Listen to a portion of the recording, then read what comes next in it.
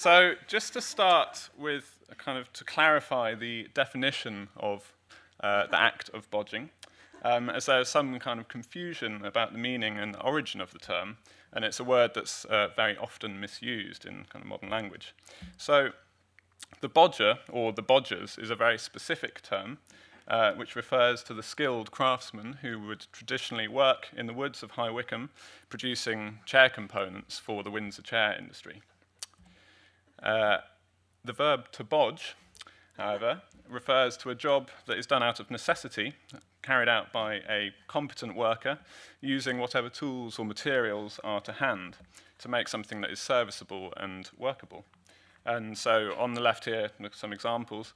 On the left, work by Jocelyn Cower, a series of kind of hybrid tools, so reappropriating everyday utensils to make tools which serve a very different purpose.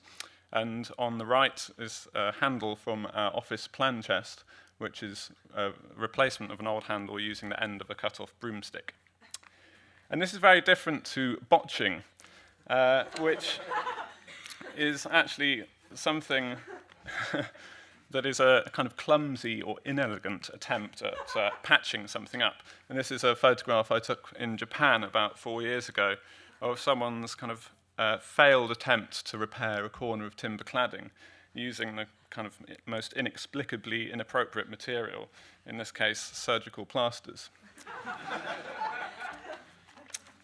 So it's kind of unclear as to whether the word bodge, or the act of bodging, derives from the work of the bodgers, but there's certainly a shared spirit in the kind of resourcefulness and the way of working and this idea of kind of spontaneity. So this is a Windsor chair, kind of traditional bent wood chair, and the bodger's job would be to make the spindles, the legs, the turned components of this chair, and they'd be shipped to town to be assembled by another maker.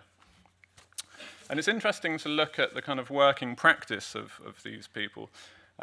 They worked as a kind of itinerant group who would travel to their place of work. They would typically buy a stand of trees from a local woodland estate, travel there, set up a place to live, a place to work, make a simple workshop on site.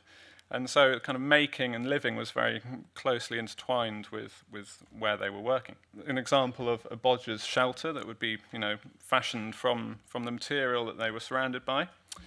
Any waste wood created through the process of making these chair components would be kind of saved, bundled up and sold as kindling firewood, or would be made into kind of functional wooden baskets, or even burnt and sold as charcoal. And as I say, the bodgers would build their workshop on site, and actually their kind of principal tools would be constructed from the material that they were actually processing. So this is a shaving horse, the kind of primary tool of the bodger, and it's an amazing kind of simple, low-tech tool which uses the worker's own body weight to clamp down on your workpiece, allowing you to use a draw knife to take shavings off a piece of timber. And there are some amazing examples of the kind of bodged versions of these simple tools, kind of ad hoc assemblages which are both very simple and very, very functional, and each very kind of specific to the weight, shape, size of the maker and the materials and tools that they had available to make them. And similarly, the pole lathe, their other key tool, which they would often use a kind of branch, the kind of using the springiness of a branch to propel in conjunction with a foot pedal and rotate a piece of wood, enabling them to turn it into the shape of their choice. So I find there's a lot of interest here. There's this kind of idea of resourcefulness and improvisation, this idea of a kind of communal act of working and making and living. And also in terms of the work itself, the kind of very process of working with green, unseasoned timber, which requires great skill and the kind of appreciation of the unpredictability of the wood and the way it might split and crack. And it therefore requires the worker to be very kind of responsive and let the material lead the process. And it's interesting to look at how this kind of spirit has relevance to other designers and makers. It was fascinating earlier this year, we worked on a small exhibition of Robin Day's furniture in wood. And it was kind of interesting that he grew up in High Wycombe and used to spend time in the woods with the Bodgers as a child, and had a real appreciation for their hands-on way of working and living. And later in life, he would often return to the countryside, taking time out from his kind of design studio in London.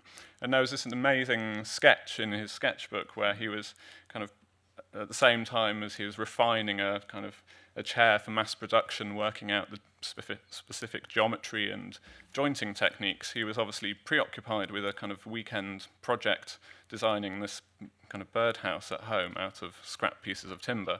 So he clearly kind of appreciated these two worlds, the one, on the one hand, this kind of amateurish, hobbyist, non-expert freedom of making things in his home workshop, free of perhaps the restrictions and burdens of kind of his professional design career.